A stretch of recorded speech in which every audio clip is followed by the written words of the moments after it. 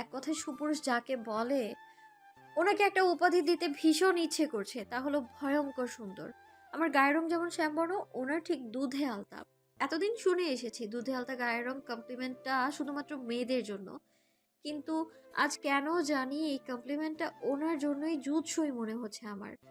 এভাবে তাকিয়ে থাকে না বউ, এতে আমার শ্বাসকষ্টটা যেন দ্বিগুণ হারে বেড়ে যায়। শ্বাস নিতে ভীষণ কষ্ট হয় তো, এই যে এখানে ভীষণ কষ্ট হয়। নিজের বুকের বাঁ পাশে হাত দিয়ে কথাটা বলে উঠলেন উনি।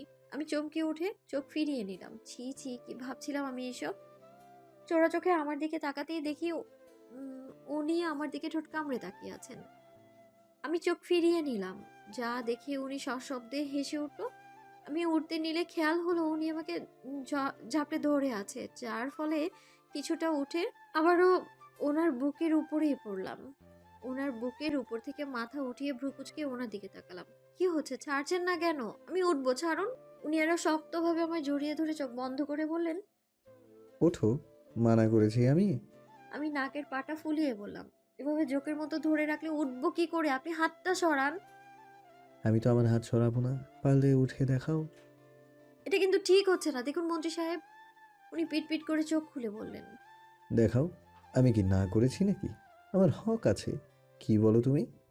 বলে ঠোঁট কামড়ে হেসে দু চোখ কুঁচকে বন্ধ করে ফেললেন। আমি ব্যাপারটা ঠাহর করতে পেরে ওনার নাক কুঁচকে বললাম, ছি, অসভ্য। উনি আমাকে ঝাপটে ধরে পাশ ফিরে চোখ বন্ধ করে শুলেন। চুপচাপ শুয়ে থাকো, যতক্ষণ না আমি উঠবো তুমিও শুয়ে থাকো আমার সাথে।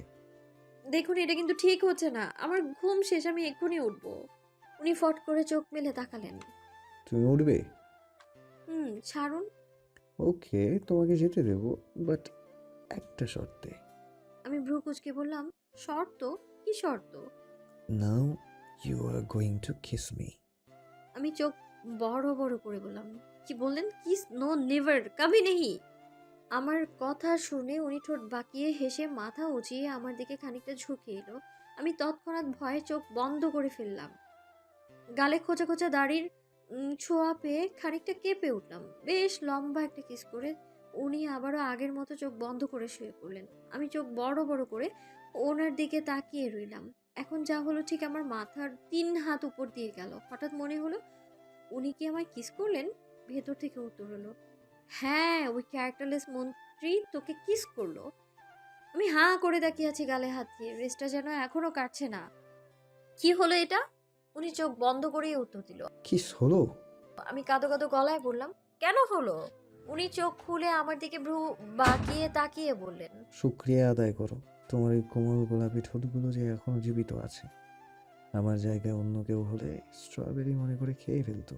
এতটা সিরিয়াস ভাবে কথাটা বললেন। আমি প্রথমে ঘাবড়ে গেলেও পরবর্তীতে ব্যাপারটা বুঝতে পেরে রেগে বললাম, আপনি কি জানেন আপনি যে লিমিটলেস একটা অসভ্য লোক? উনি খানিকটা ভাব নিয়ে বললেন।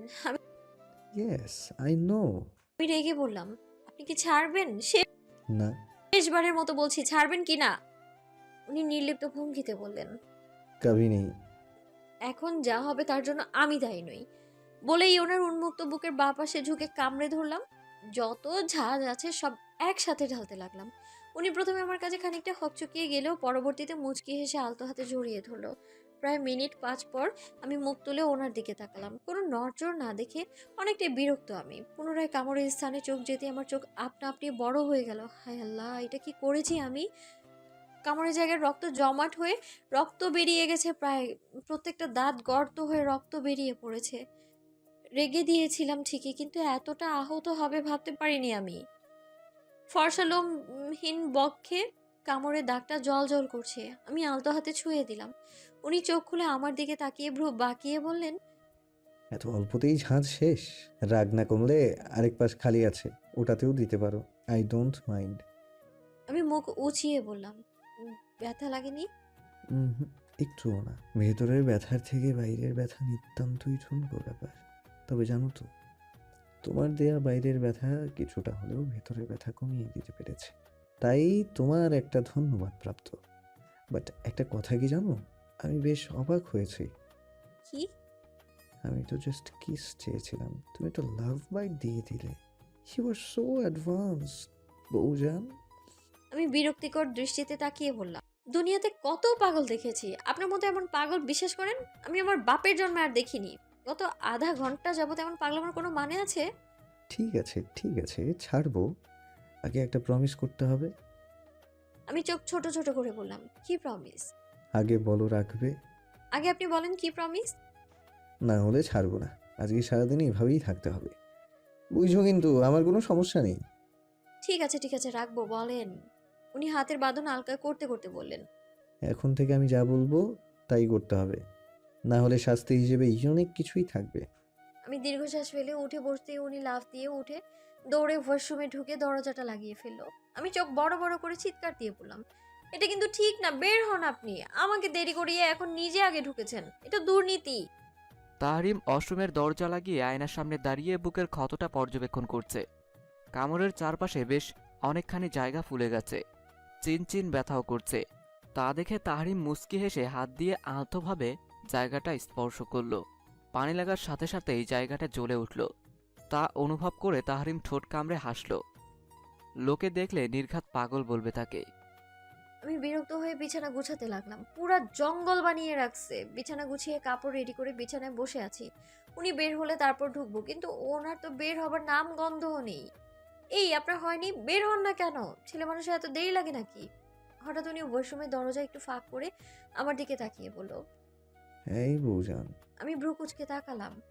আবার কি? কাবার থেকে একটু তোয়ালটা দাও না। আমি অন্যদিকে ঘুরে বললাম, পারবো না। নিজে নিয়ে গেলেন না কেন? আমি এখন দিতে পারবো না, আপনারটা আপনি নিজে এসে নিয়ে যান। জান পাখি, দাও না। তোমার ওয়ান অ্যান্ড অনলি হ্যান্ডসাম জামাই ভেজা শরীরে দাঁড়িয়ে আছে, ঠান্ডা লাগবে তো, দিয়ে দাও।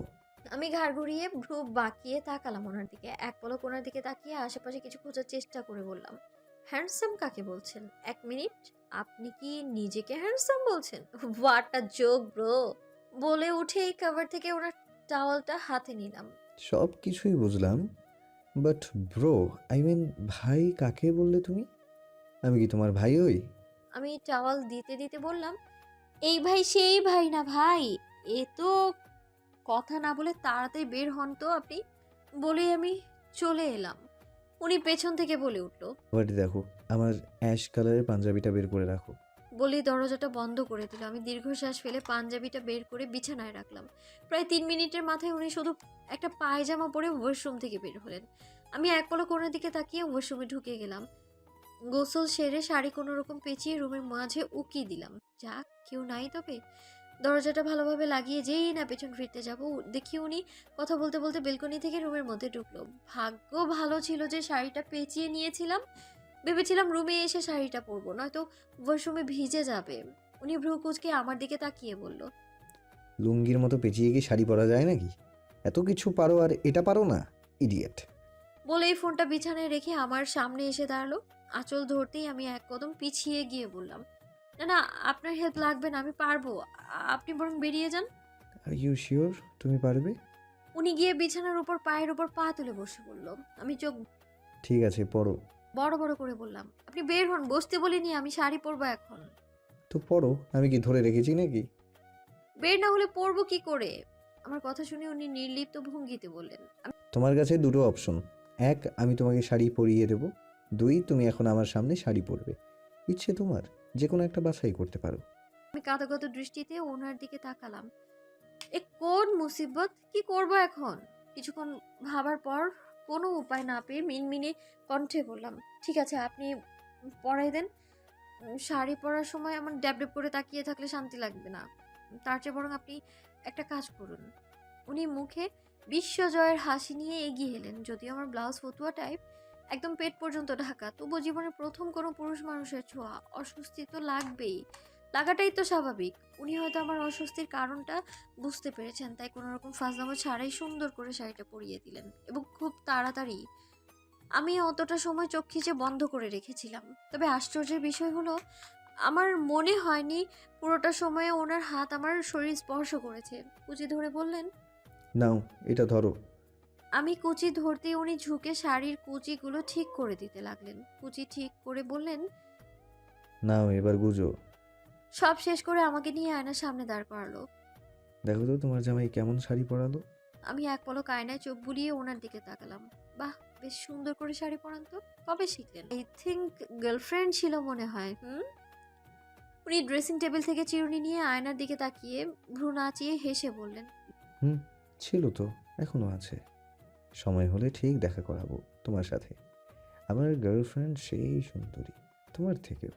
বলেই আমার চুলগুলো সুন্দর করে আঁচড়ে মাঝ বরাবর সিথি করে দিলেন। নাও পারফেক্ট, ভেজা চুল, তাই আর বাঁধলাম না। উনি আমার দিকে তাকিয়ে মোবাইল হাতে নিয়ে রুম থেকে বের হয়ে গেল। আমার মাথায় এখন একটা কথাই ভেজে চলেছে। ওনার গার্লফ্রেন্ড আছে? ভাবি মনি ঘরে আসেননি? দরজার বাইরে থেকে ফুলকলির ডাক শুনে এক পলক নিজেকে আয়নায় দেখে নিয়ে গিয়ে দরজাটা খুললাম। কি হয়েছে ফুল? ফুল আমার দিকে তাকিয়ে আপাদমস্তক ভালো করে দেখে বলল, মার্শাল্লাহ ভাবি, আপনারে যা লাগছে না, পুরো ওই ভারতের ক্যাটক্যাট আছে না, ওর মতন। আমি ভ্রু কুচকে ওর দিকে তাকালাম। এই ক্যাটকেট মানে কি? হঠাৎ মনে হলো ও আবার নায়িকা ক্যাটরিনার কথা বলছে না তো? ক্যাটকেট আবার কি ফুল? ক্যাটরিনা কাইফ হবে? হয় হয়, ওই একই কথা। তয় আপনারে বান্ধবী আইছে, ওই যে কি যেন নাম, ইলু মনে হয়। আমি আলতো হেসে বললাম, ওর নাম ইলমি। তুমি ইলু আপু বলে রাখতে পারো। আর ওকে একটু কষ্ট করে আমার রুমে পাঠিয়ে দাও তো। আইসা ভাবি মনি। বলেই ফুল চলে গেল। আমি গিয়ে ড্রেসিং টেবিলের উপর থেকে হাতের চুড়িগুলো পরেছি, যেগুলো কাল রাতে মা দিয়েছিল। বাহ, নতুন বউ কি লাগছে রে তোকে। আসলেই মানুষ ঠিকই বলে, বিয়ের পর নাকি মেয়েদের সৌন্দর্য বৃদ্ধি পায়। এতদিন বিশ্বাস করি নাই, আজ বিশ্বাস করলাম। পেছন থেকে ইলুর কণ্ঠ শুনতে পেয়ে পেছনে ঘুরে দরজার দিকে তাকালাম। ইলু মুখে হাসি নিয়ে দাঁড়িয়ে আছে। আমি কয়েক কদম এগিয়ে ওর সামনে গিয়ে দাঁড়ালাম। ওর আমার দিকে এগিয়ে এসে দুই বাহুতে ধরে বলল, মাশাআল্লাহ, কারণ নজর না লাগুক। বলেই মুখটা উঁচু করে থুথু বলে মাথার উপর হাত রাখলো। আমি নাক মুখ কুচকে বললাম, ইয়াক, তুই আমারে থুতু দিলি কেন? ছি বেয়াদ্দপ। ও অবাক হয়ে বলল, থুথু কই দিলাম, আমি তো নজর না লাগার ট্রিক অ্যাপ্লাই করি। ভালো ভালো কাজের কোনো দামই নাই এখন। ভালো মানুষেরই দাম নাই, ভালো কাজের কেমনে থাকবো। আমি ওর দিকে এক পলক তাকিয়ে এগিয়ে গিয়ে দরজাটা ভালোভাবে লাগিয়ে কোমরে হাত দিয়ে পেছনে তাকালাম। আমার জিনিস কই? ইলু না জানার ভান করে বলল, জিনিস সেটা আবার কি? ভাব নিস না তো আমার সাথে, তাড়াতাড়ি ফাইলটা দে। আজ অফিস থেকে আসার সময় ট্রিট দিব নে তোরে, যা। প্রমিস? ও দাঁত কেলিয়ে ব্যাগ থেকে একটা পেন ড্রাইভ বের করে আমার হাতে দিল। কাল সারা রাত জেগে তোর জন্য ফাইলের সব তথ্য এটার মধ্যে সেভ করেছি। আমি পেন ড্রাইভটা হাতে নিতে নিতে বললাম, থ্যাংক ইউ বান্ধবী। কিছু একটা মনে করে। ও হ্যাঁ, তোকে যা বলেছিলাম সেটা করেছিস? ইলু আমার কথা শুনে কিছু ভেবে বলল, তুই তো আমাকে কত কথাই বলেছিস, ঠিক কোন কথাটা মেনশন করছিস? আরে বলেছিলাম না এই তথ্যগুলো ভীষণ জরুরি, তাই সবগুলোর কপি তুই নিজের কাছে অ্যাকসেপ্ট করে রাখবি, আমাকে অ্যাকসেপ্ট দিবি। ও হ্যাঁ, আরে রেখেছি পেন ড্রাইভেও আছে, আর ফাইলগুলো তো আমার কাছেই। আর কাল রাতে আমার কাছে থাকা ছবিগুলো মেইল করেছিলাম, পেয়েছিস? ইলু বিছানায় বসতে বসতে বলল। হুম। আমি পেন ড্রাইভটা আমার ব্যাগে রেখে ইলুর পাশে এসে বসলাম। ইলু ঘুরে আমার দিকে তাকিয়ে বলল, জানিস পূর্ণ, আমি না একটা জিনিস ভাবছি। আমি ভ্রু কুঁচকে বললাম, কি ভাবছিস? আরে তুই কি আজ অফিস যাবি? কেন? এভাবে শাড়ি পরেই যাবি? এভাবেই যাব। কেন, ভালো লাগছে না এভাবে? আরে ভালো লাগবে না কেন, আমি বলছি অন্য কথা। আমি ওর দিকে ভ্রু কুঁচকে তাকাতে ও দাঁত কেলিয়ে হেসে বলল, তোমার ওই পেয়ারের মৃদুল আজ তোমাকে দেখে হার্ট অ্যাটাক করবে, আই ড্যাম শিওর। বাজে কথা কম বল ইলু, ওই ছেঁচড়াটার নামও মুখে আনবি না। ও মুখ টিপে হেসে বলল। ঠিক আছে বাবা, বলবো না। হঠাৎ ইলু তাহারিমের বুক শেলফের দিকে তাকিয়ে বলল, আরে সাব্বাস, তোর মন্ত্রী জামাই তো হ্যাপি জ্ঞানী রে, বইয়ে ভরপুর বুকশেলফ। ইলু উঠে বুকশেলফের কাছে গেল। আমি পেছন থেকে ভ্রু কুঁচকে বললাম, সবই বুঝলাম, কিন্তু এই আব্বাসটা আবার কে? ও ঘাড় ঘুরিয়ে আমার দিকে তাকিয়ে বলল, তোর এই মোটা মাথায় এসব লিজেন্ডারি কথাবার্তা ঢুকবে না, যা তো। আমি নির্লিপ্ত ভঙ্গিতে বললাম, আর কিছু? ও আমার কথায় পাত্তা না দিয়ে বুকশেলফে বই খুঁজে চলেছে। খাটের উপর পায়ের উপর পা তুলে বসে ওর কাণ্ড দেখছি আর একটা চরম মোমেন্টের অপেক্ষা করছি। প্রায় 5 মিনিটের মাথায় ও নাক মুখ কুঁচকে আমার দিকে তাকিয়ে বলল, পূর্ণ রে, আমি কি ভুলে কোনো ইংরেজ বংশধরের বাড়িতে ঢুকে পড়লাম নাকি রে? ছি, ছি, ছি, ছি, ছি। এমন বইও মানুষ পড়ে, ইয়াক। ওর এক্সপ্রেশন দেখে আমি শব্দ করে হেসে দিলাম। তোর প্রথমে বুক সেলফে এত এত বই দেখে যেমন মনে হয়েছিল, আমারও ঠিক এতটাই খুশি লেগেছিল। পরে যখন বইগুলো খেয়াল করলাম, আমিও ঠিক এই একই এক্সপ্রেশন দিয়েছিলাম বলে হু হু করে হেসে দিলাম। আর ও মুখ গোমড়া করে ধুম করে বিছানার উপর বসে পড়লো। টেবিল থেকে খবরের কাগজটা মুখের উপর ধরে জোরে জোরে পড়তে লাগলো। আমি রুম থেকে বের হতে হতে বললাম, আচ্ছা তুই খবরের কাগজ পড়, আমি বরং চা নিয়ে আসি, বলে বেরিয়ে গেলাম। পূর্ণা রুমে আছো নাকি? কোনো পরিচিত কণ্ঠ শুনতে পেয়ে ইলু খানিকটা নড়ে চড়ে বসল। মুখের সামনে তখনও খবরের কাগজটা মেলে ধরা। রুদ্র রুমে ঢুকেই ভ্রু কুঁচকে ফেলল। কেউ মুখের উপর এমনভাবে খবরের কাগজ মেলে ধরে আছে, চেহারার অংশও দেখা যাচ্ছে না। কেমন আছো পূর্ণা? তারিম আমার ছোট বিধায় তোমাকে ভাবি বলে সম্বোধন করলাম না, ডোন্ট মাইন্ড। কিন্তু বসে থাকা মেয়েটা না নড়চড় করছে আর না কোনো কথা বলছে, যা দেখে রুদ্র খানিকটা অবাক হলো। তুমি আমাকে চিনবে না, আমি রুদ্র তালুকদার, সম্পর্কে তোমার ভাসুর হই। আমি তারিম থেকে 3 দিনের বড়। আপনি কে? হঠাৎ পিছন থেকে কারো কণ্ঠ শুনতে পেয়ে ঘাড় ঘুরিয়ে পিছনে তাকালো রুদ্র। পিছনে তাকিয়েই ভ্যাবাচাকা খেয়ে গেল সে, কারণ তার পিছনে শাড়ি পরিহিত স্বয়ং পূর্ণা দাঁড়িয়ে। যেহেতু তাহরিমের মোবাইলে আগেই পূর্ণার ছবি দেখেছে, তার উপর ওই ভুতুরে বাড়িতে ও পূর্ণাকে দেখেছে, তাই তার চিনতে মোটেও ভুল হচ্ছে না। তবে পিছনে যদি পূর্ণা হয়, তাহলে এতক্ষণ সে কার সাথে কথা বলছিল? মনে মনে এটা চিন্তা করেই পুনরায় সামনের দিকে তাকালো।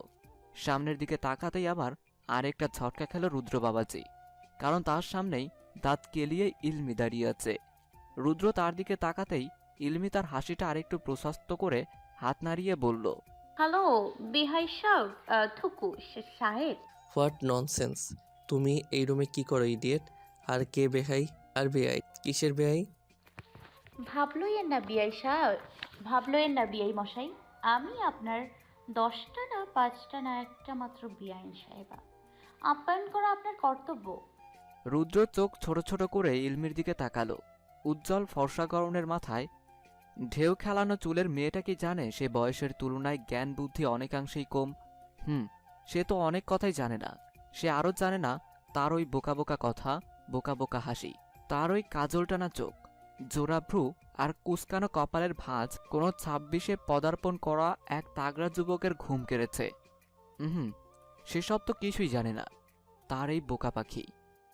আপনি বললেন না তো আপনি কে? পিছন থেকে পূর্ণার কণ্ঠ শুনতে পেয়ে রুদ্র পিছনে ঘুরে দাঁড়ালো। আমি রুদ্র তালুকদার, তাহারিমের চাচাতো ভাই। আর ওর থেকে বয়সে বড়, আই মিন 3 দিনের বড়। আর বড় তো বড়ই হয়, তাই না? আমি আলতো হাসলাম।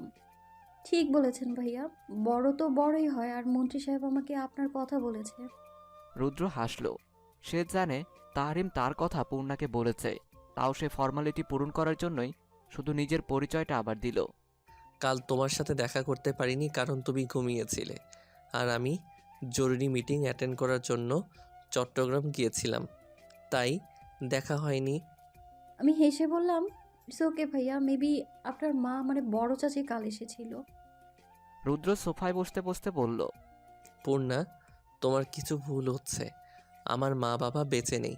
ওনারা আমি ছোট থাকতেই তারার দেশে চলে গেছেন। আর তোমার যেমন বড় চাচি, আমারও তেমনই বড় চাচি। আমার বাবা ছিলেন সবার ছোট। আমি জিভে আলতো কামড় দিয়ে হাসলাম। আসলে আমি সরি ভাইয়া, আমি জানতাম না বাবারা 3 ভাই, তাই বড় চাচিকে আপনার মা ভেবে নিয়েছি। ইটস ওকে পূর্ণা, মানুষের ভুল হতেই পারে। আর তুমি তো জানতে না। It's okay. ইলু গালে হাত দিয়ে রুদ্রের দিকে তাকিয়ে আছে। কেন জানি তার রুদ্রের দিকে তাকিয়ে থাকতে ভালো লাগছে না। ওয়াও, ছেলেটার হাসি কত কিউট! হাসি দিলে গালে কি সুন্দর টোল পড়ে, আর চোখ দুটো বন্ধ হয়ে যায়। আচ্ছা ভাইয়া আপনি বসেন, আমি আপনার জন্য চা নিয়ে আসছি। এতক্ষণে মনে হয় চা হয়ে গেছে। রুদ্র কিছু বলল না, জাস্ট হেসে সম্মতি দিল। পূর্ণা চলে যেতেই রুদ্র ঘাড় ঘুরিয়ে ইলুর দিকে তাকালো, কিন্তু ওর দিকে তাকাতেই রুদ্র ভ্যাবাচাকা খেয়ে যায়, কারণ মেয়েটা গালে হাত দিয়ে ড্যাব ড্যাব করে তার দিকেই তাকিয়ে আছে। চোখের পলকও ফেলছে না। তার মনে হচ্ছে চোখের পলক ফেললেই কিছু একটা মিস হয়ে যাবে। এই যে মিস ভাঙা টেপ রেকর্ডার, কি দেখছেন অমন ড্যাব ড্যাব করে তাকিয়ে? রুদ্রের প্রশ্ন শুনে ইলু আনমনেই বলে উঠল, আপনি এমন ধবল রোগীর মতো ফর্সা কেন? পুরা ধবল রোগীদের মতো লাগছে। হোয়াট? আমি ধবল রোগী? ইলমি গাল থেকে হাত ছড়িয়ে সোজা হয়ে বসল। গলাটা পরিষ্কার করে বলল, তা নয়তো কি? নিজেকে কখনো আয়নায় দেখেছেন? এত ফর্সা কি ছেলে মানুষ থাকে? একেবারে ইংরেজদের বংশধর মনে হচ্ছে। ওরা এই দেশ ত্যাগ করার সময় ভুলে আপনাকে ফেলে রেখে চলে গেছে। বাট কথা সেইটা না। আমি তো ভাবছি আর একটা কথা।